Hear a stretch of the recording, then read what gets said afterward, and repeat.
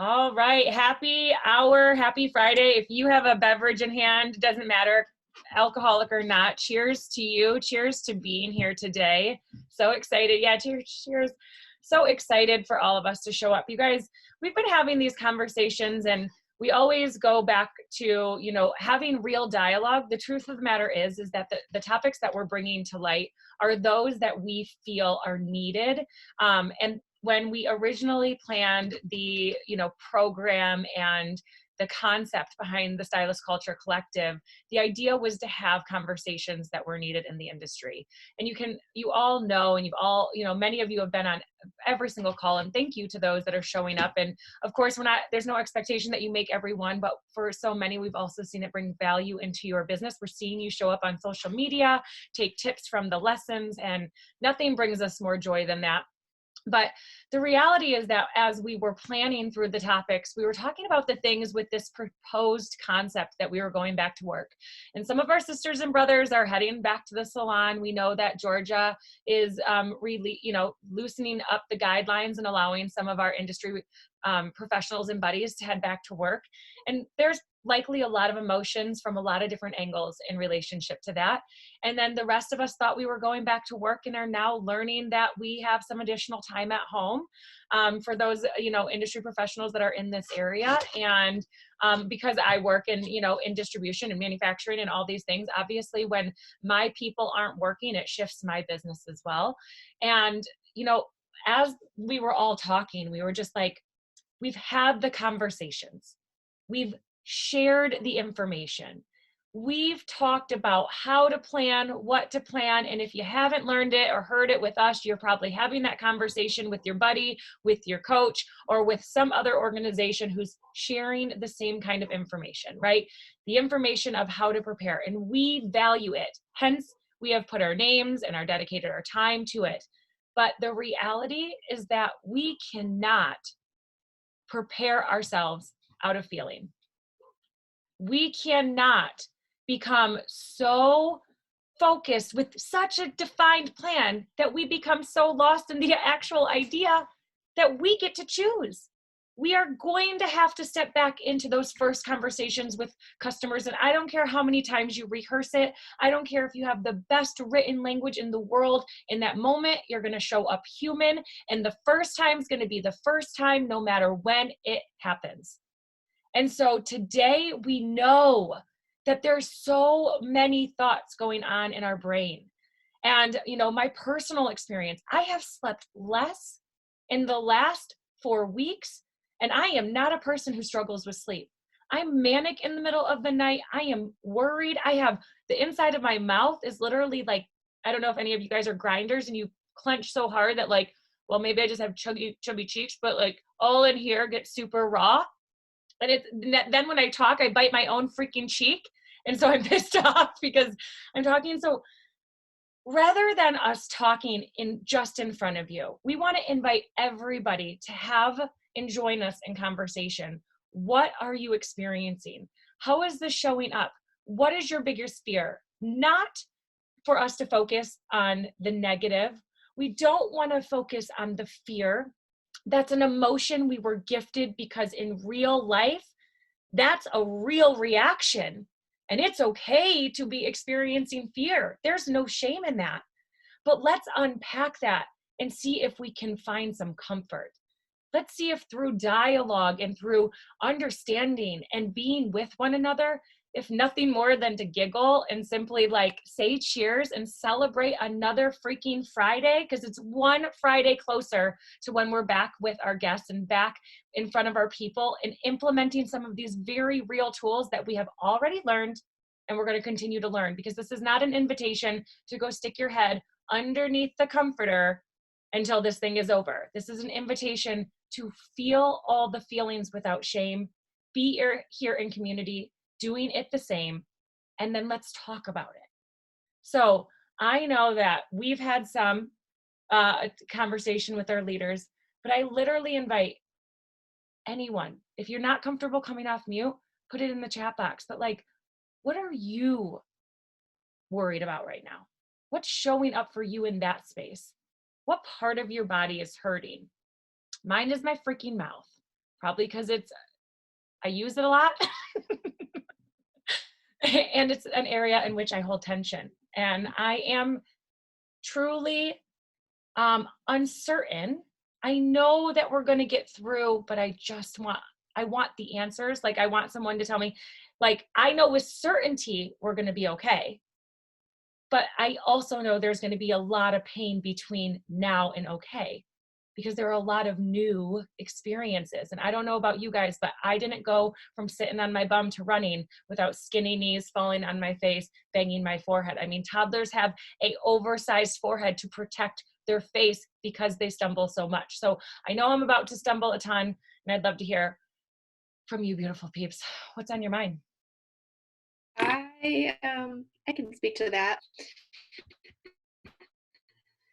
So, like so many others, I'm taking this opportunity to shift what I'm doing. So I'm changing price structure, I'm changing prices, and not double booking for safety reasons. So a lot of those things that will be common with a lot of us. But defending and explaining my worth to people, that can keep me up at night. Yeah, this is actually a very, very personal, but that's what I am calling everyone to be here for. Be as vulnerable as you like, but I'm just like heart wide open. And the truth of my matter is that I actually spoke with my mom today.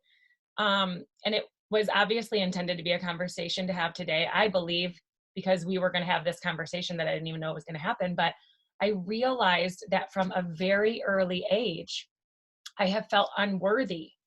And for the past like 15 years, I've been doing the work to try to feel more worthy. But the truth is like, when my worth is questioned, it is hard. Like, it's hard to be confident. My initial reaction is not like, oh yeah, I'm totally worthy and I deserve all that I dream of and I am capable of all things that I could ever even imagine and beyond. No, my first reaction is like, oh my God, I'm a fraud. They're going to find out. I'm absolutely not worth this. Oh, they're going to leave me. Like, those are my real emotions. Anybody else? Yeah. I mean, right now too, Madeline, just to go based on that, it is the one time where I think that our industry might be getting looked at a little differently by our clients. They are not taking it for granted anymore because of the fact that now they have to live with what is growing out for, it will be 8 weeks before maybe we can get back into the salon, maybe we can't. And literally after our governor's statement today to extend the stay-at-home order, I had 27 texts within half an hour of like, oh, like, you're not going to be able to reopen before the 15th, are you? Like, thank you, Captain Obvious, for like drilling that back into me. And like, I mean, I'm going to be very honest, like I was having like a little bit of a panic attack earlier because of the fact that so many people, whenever something like that happens where the date's getting extended, they feel the need just to like reach out to you and almost like tell you. And I'm like, got it, thank you, kind of a thing. But I think it's the one time where if you are planning a restructure on pricing, my suggestion would be just to explain, like, walking back into the salon, we're going to have to take additional safety measures. Those are going to add on costs as well. The amount of cleaning supplies and masks and gloves and everything else that we have, that's adding on to every single service. And I don't think that in moving back into the salon, if you had a price increase, you need to over justify, because I think that your worth is showing through. Like, people still need you and people are going to want to come back to you. Can I add to that, Drew? We've been looking at our price structure as well, and we understand that a lot of our clients are also maybe out of work, but we will be doing different services, not just a root touch-up. Everybody's gonna, as we've discussed before, have many different zones, and we're gonna have to address that. We will point that out to them, and we've talked about doing maybe some FaceTime pre-consultations so that we can book the appropriate time. But we are gonna have an additional charge for all the additional safety measures that we're having to do per service period. We're just going to say, for this time being, while we have to protect ourselves and the community and you and our clients as well, we're attaching X amount to your service to make sure there's masks, gloves, sanitizer, shields, spacing, etc. So, and being able to give them a very safe environment. I don't think any client would have an issue with this, because hopefully eventually in a year or two, or as soon as they can figure this out, we won't have to have face shields and masks and extra gloves and all of this. We'll still sanitize and everything, but hopefully they can see our smiling faces and we can see theirs. But for now, we have to do what we have to do, and it comes at a cost, and it can't be absorbed. And I'm sure every customer knows that, because they're having to try and buy sanitizing lotion and wipes, and they all know how expensive that is. Yeah, Hillary, that makes a really good action point, right? So again, the worry and the concern, if we spend time worrying about the future, we're stealing the joy of the present, and we can't do anything right now that's going to change the fact that we have to march through that future, right?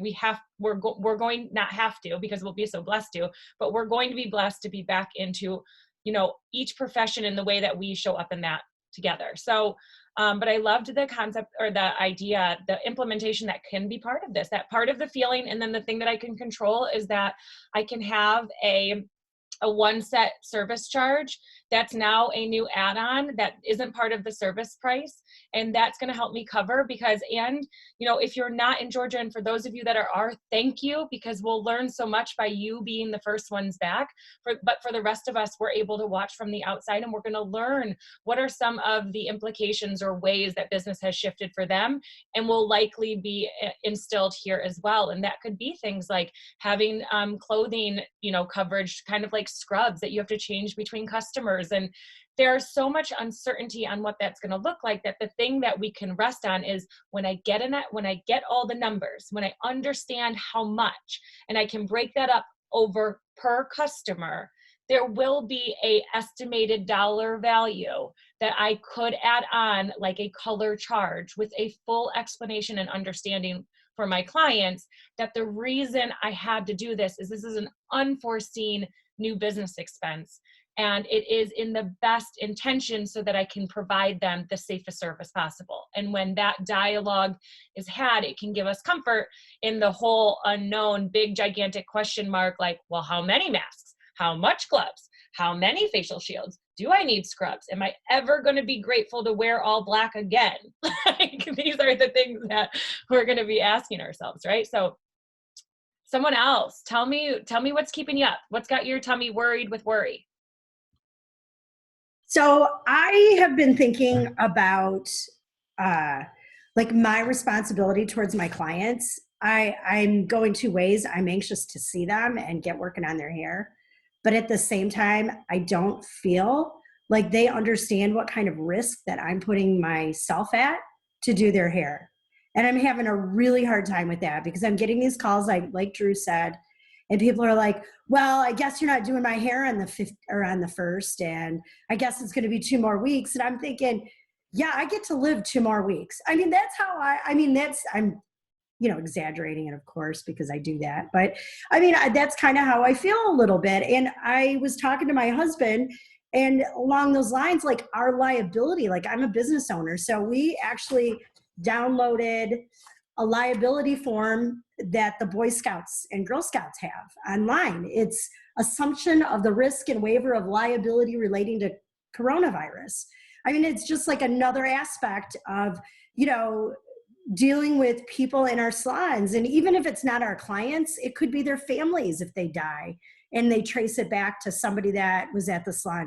I mean, it's just like, this is just so unprecedented. We don't even know what to do, and it's crazy. But that's my comments.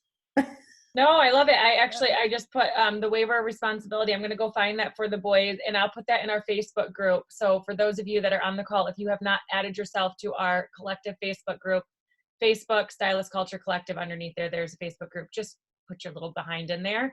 And then of course, invite all your friends. And for those of you watching in the future, do the same, but I'll put this link in there. That way people at least know what you're talking about, because it's the, you know, it's these unknown factors, and it's better to be prepared. So again, we're not saying turn into an ostrich and go digging under the sand, but we also, like, what are the things that we can control? And what we can so often control is not allowing for that to have more negative space in our body, like in our body and in our mind, because we ourselves are dealing with our own worry. So it's that action, literally I call it the exercise of reformatting that in our brain so that it doesn't land with us in such a negative space. Because they're not, you know, they're simple, like, they have no awareness that 30 other clients are texting you the exact same thing. It's actually their deep desire to have connection with you, and the fact that you are that important in their life. So the moment, I mean, what a freaking honor that the moment that they watch the governor speak about what our, you know, stay at home is going to look like, one of the first professionals they think to talk to is you. Like, that is the biggest honor in the world. They love you and they are missing, and I'm not saying this just to you, Jackie, but I'm saying, like, because I'm not currently doing hair, but they are missing you.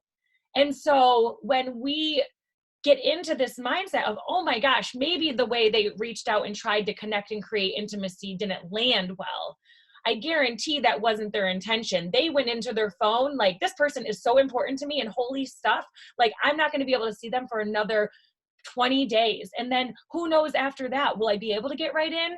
You know, because I'm sure they understand that we're going to have to prioritize things. And there are going to be people that fall into that C tier, you know, priority. And it's going to, you know, coming out of this, it's going to impact them. So I think it's so challenging because we feel that, and again, it goes back to that, like, immediate emotion. The immediate emotion isn't, oh, like to Drew's, you know, to his client, like, oh, thank you for just being the now 4th text. My phone won't stop vibrating. I'm so grateful for the constant reminder that I'm still not earning an income. If you could please just, like, send me some more. But the truth of the matter is on the other side is a client who loves you, and they can't believe that you're still not working. And everybody has a different position on where they think this virus stands in relationship to how scared we should be.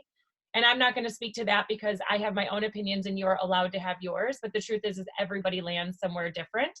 And so for them, they might see themselves as no risk, and they wish they could be in your chair to help, you know? And so it's hard to, like, it's that freaking exercise. It's like waking up every day and doing the meditation, even though freaking meditation is boring for everybody.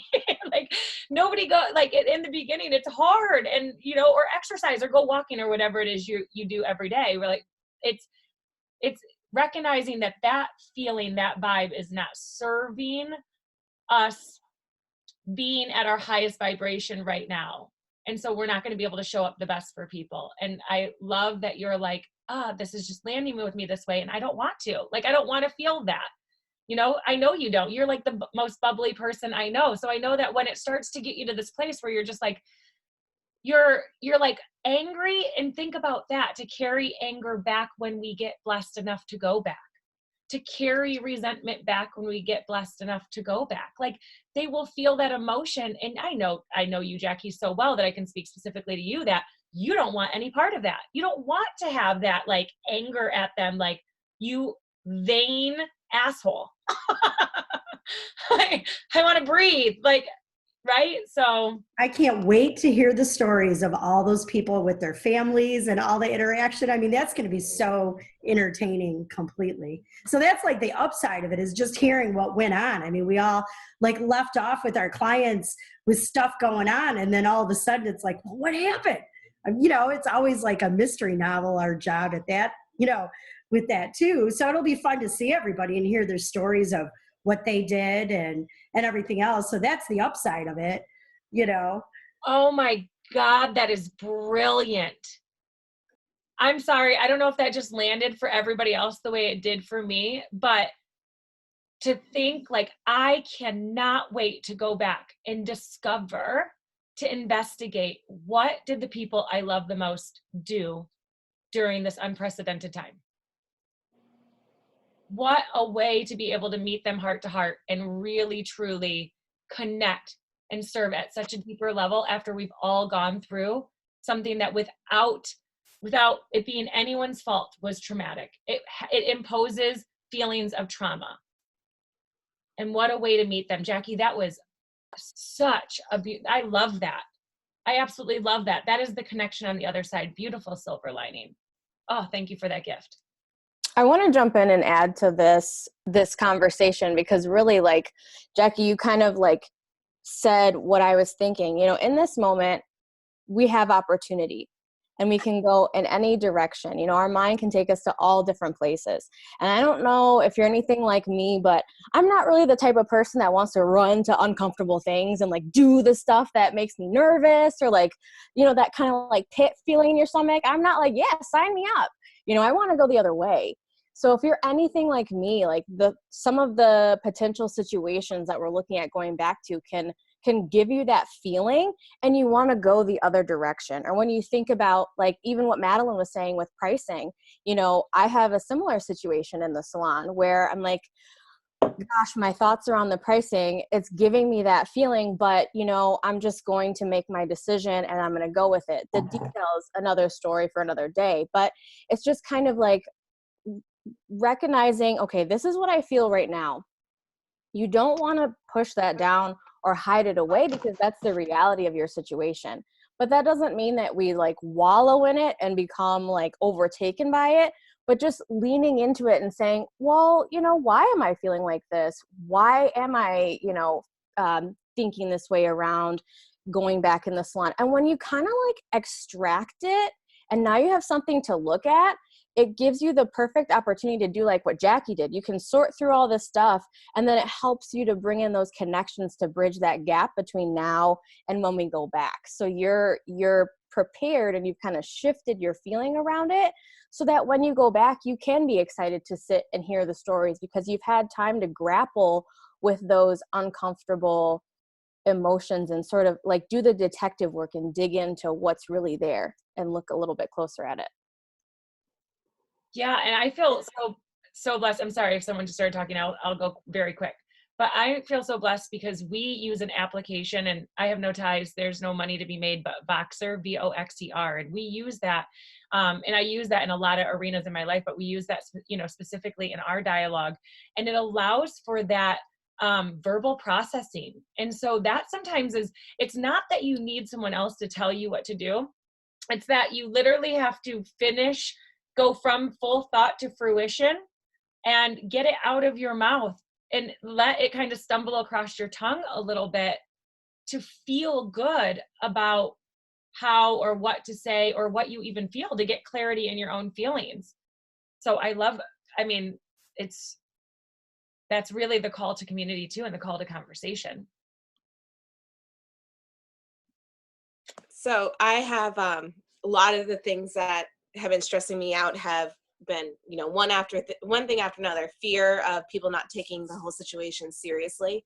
I come from a medical family, and I have 2 doctor parents. My brother's a PA, and they're, you know, dealing with it on a daily occurrence, and hearing their stories and knowing what they think needs to be done and to take seriously has always just made me very anxious about situations like this. So when my clients message me and talk to me, it's a balance to try to not get reactive and just hear them and not and realize that they may not have fullest understanding as well, but also that I've also been someone that they talk to and express their feelings towards, so they're still reaching out, as you guys were saying earlier. But one of the big things I'm worried about is also trying to avoid, when we do go back, talking too much about COVID-19 situations and what they went through, because some people, yes, you want to see what they went through, but at the same time, some people might have had more difficult situations, and you can get into a rabbit hole in a maelstrom of events. I'm a type person that when I process things, I process them out loud, and where I haven't seen my friends and everything every day, a lot of those things haven't been processed, and I worry that the second that my clients are in my chair, I'm going to start processing things out loud as we get talking about more personal situations. And, if someone did experience someone with the illness in their family, trying to be supportive, but also not get down that hole, as well as if someone experienced a really horrible financial situation, not get into that hole. Things that in the past, maybe you could have guided them out of, but where we all experience this on some level, trying to keep things positive when they're in our chair and navigate through that is something I'm a little bit worried about. Yeah, and I think that if we really evaluate that, that's going to be so specific as well to, it's a different experience if you're on the floor amongst other people within earshot versus if you have a studio. So for many of our independents who do studio rental, they're going to be able to have different types of conversations without the same worries. And so it's not a one size fits all. There isn't a blanket way that we could say, well, if you do this, you'll never run into one of those uncomfortable situations with your client. They're never going to piss off the neighbors, your next door neighbor's client as well. Like, you're never going to have the processing room dispute. Like, we want to pretend that we could figure out a way to completely mitigate all of those things. But the truth is we're probably going to have to step into some of those too. But I love the forward thinking of how can I, what are my own boundaries? Because if we're clear on our own boundaries of where we're not willing to go, and we make those, very clear with ourselves, and so then we don't partake in them, we won't muddy the waters. And so that's a good thing for just our own concept. It sounds like you're already doing that. And I love that. One of the biggest things to think about before going back to the salon is processing our own issues, and then how can we still provide a service? I mean, they're coming to you for a salon experience still, and it's going to be extremely different, and we've all been through a really difficult time. So just making sure that mentally we're able to provide them an experience and a service that makes them feel special and make them feel re-welcome to come back into the salon. And those are things that, I have conversations with the girls that work in my salon every week. And that's one of the things that we talk about is how to navigate into a positive mindset when moving back into the salon to make sure that we're keeping it about our clients as much as possible. Yeah, Drew, that's pretty much kind of, I think what I've been struggling with is the whole idea of being there for them like I have in the past. And most time when your clients come in, not every single client behind your chair has just gone through a trauma. And now we're going to be coming back to the salon where pretty much every single client in our chair has gone through some form of trauma, whether it be the experience of COVID-19 in a infectious manner, or the financial manner, or just the psychological effect of being stuck at home and not feeling productive. Whatever it is that's been traumatic to them, trying to realize that we can't take all that on because we still experience that trauma in our own ways, and still be able to provide an experience for them, but also not burn out at the same time so quickly within just the first couple weeks coming back. I have to ask, does anyone have any favorite tools for kind of keeping the drama, keeping the energy field, keeping whatever that is that you think? Does anybody have any habitual cleaning methods or things that just really help them to get grounded on the regular? I'd love to hear all your guys' tips. Yeah. Drew's holding up a little baby dog. I will just say for me, my mind goes a mile a minute. I don't know if any of you guys are like that too. It's always on fast forward. And as soon as I wake up and my feet hit the floor, I'm like Speedy Gonzalez, just. So I have my journal and I will do prompts and things like that. But before I even start my day, what I try to do is dump everything onto that journal, on that page, everything that's running through my mind. Because I know if I try to sit down and pray, or if I try to sit down and be quiet, or if I try to sit down and do anything calm, my mind is going to be wait, I got to do this. I got to do that. Oh my gosh, I had this email from yesterday. So I just dump it all down there and I look at it and I say, okay, I'm going to get to these. They have their little space. I've acknowledged them. And then now I can sit and be quiet and really kind of start my day that way. So if I start slow, the whole thing is probably maybe an hour in the morning, and then I can pick back up and speed on in my true fashion and nature. So that works for me really well. I know our boss had someone come in that explained pretty much imagining the person that's coming in holding a present. I don't know if anyone else has heard this. If they worked with 𝗛cie𝗂𝗿 at all, I think she's the one who explained it to us. But pretty much when they come in, they're like, imagine them holding a present, and that's like all their baggage and emotions and whatever it is. And try to like imagine them holding on to that, like whatever they're telling you, they open it up and they're talking about it, but they're not giving it to you. You're not receiving it from them. Just like keep it with them and like keep it in your bubble. And the way she like gave us that visual, just kind of the idea of like imagining their energy as something physical and not taking it, was something that kind of helped me in a lot of incidents. And then also my stylist coworkers reminding me, Allie, you're getting a little bit too much into the personal. They'll probably like say a code word or something. You know, you gotta step it back, rewind, make a joke. I don't know. They do that too. I'm a little ADD, so I can get going. Oh my gosh, I love it. Like, I've never even thought of that. Like your neighbor safe words. Like someone, like having like a whoop whoop, come on back. That's brilliant. I love it. That's community right there. I mean, that's a sister and brotherhood. Like, you know, we're human and life happens and we all don't show our best selves and best face all the time because that's real life. And so the beautiful thing is to have people around you that'll be like, hey. Yeah, they'll be like, hey, Allie, have you seen the red comb? I'll be like, oh, got it. That is smart. That is smart. I love it. Anyone else? There's so many, like, there's so much good stuff. I mean, for me, when, you know, before I retired from working behind the chair, I had, depending on traffic, 35 to 45 minutes for my drive to and from. And for me, that's really where my breath work took off. I started, because I had that drive, I would get in the car, no music, nothing. And I had a spot on the expressway that like, it was just breath work, no business, no, because nothing, like I'm not answering anything. I'm not looking at anything, just everything off. The only thing I'm looking through is my windshield and going to breath work. And I absolutely love that. So, you know, and there's lots of different explorations of it. This isn't going to become a breathwork class, but that personally was like my way of like, and I would envision like with every breath, like just leaving and like stripping away all my beautiful clients' gifts of energy and maybe the deposits I didn't ask them to make, and just like, goodbye, thank you, the day is over and I'm on my way home to show up in a different manner. So that was my practice. I have a few things that I will share. I actually, you know, it's been really hard.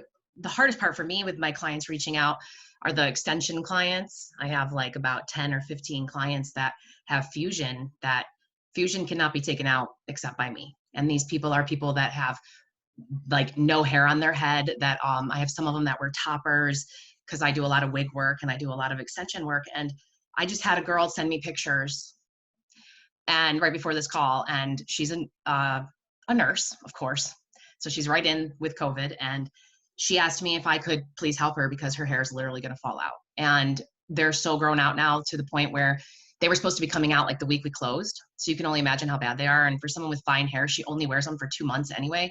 So it's really hard because she is crying and asking me what to do because she's going to lose her hair if those get pulled out. And I don't have an answer. And my husband's like, you're not going near her. And I'm like, but what do I do? So that's been really hard. And I don't even know what I'm going to do at this point. So, you know, but what I've been doing, and I don't know if it helps anybody else, but because it's been so stressful and I already knew that the date was going to move. So I'm surprised that so many people are surprised, like our clients, right?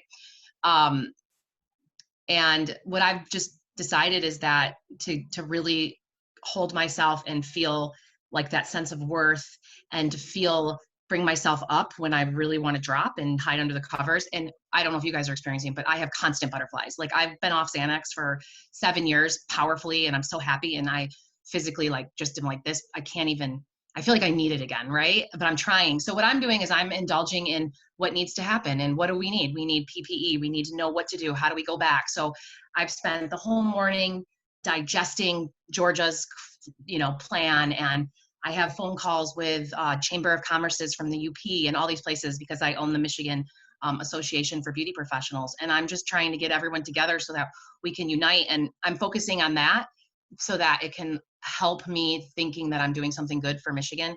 And so that's like kind of helping me stay stable, but I'm like, I'm shaken. Yeah. And I think that there's no shame in that, right? Some people want to, and it may not be showing up for you like that.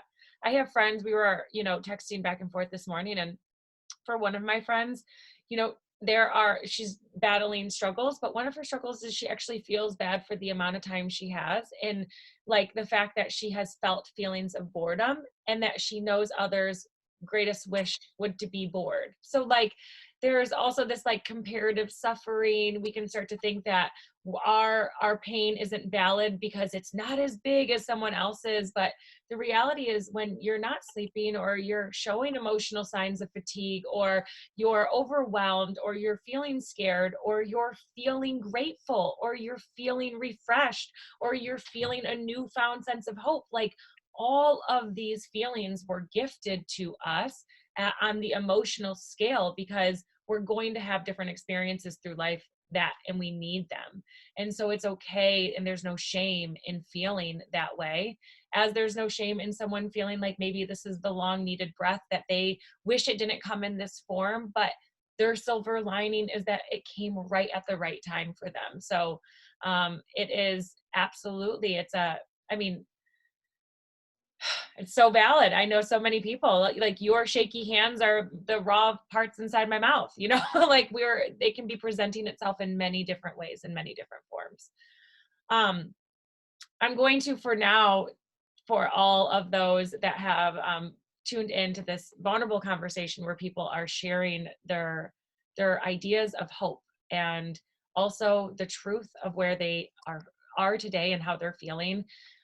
Thank you for tuning in, because you gave more power to the words and feelings that we're already having. And for those of you that so vulnerably share where it is that you are right now, how you're feeling, how you're repackaging, how you're repurposing the silver linings that are presenting themselves and tools that are helping you every day.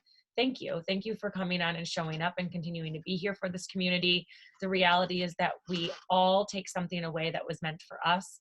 So this isn't intended to be instructional. It's truly intended to let everyone know that you're not alone. We're in this together. We truly are. We're having a collective experience, but we can rise above in a culture that is only heightened and just absolutely more positive, more beautiful, more kind, more loving, more empathetic, and more understanding. So thank you for joining in. If you loved this, if it brought joy to you, make sure you share it with someone that you love. The greatest gift to us would be to be able to touch another life. So thank you, thank you, thank you.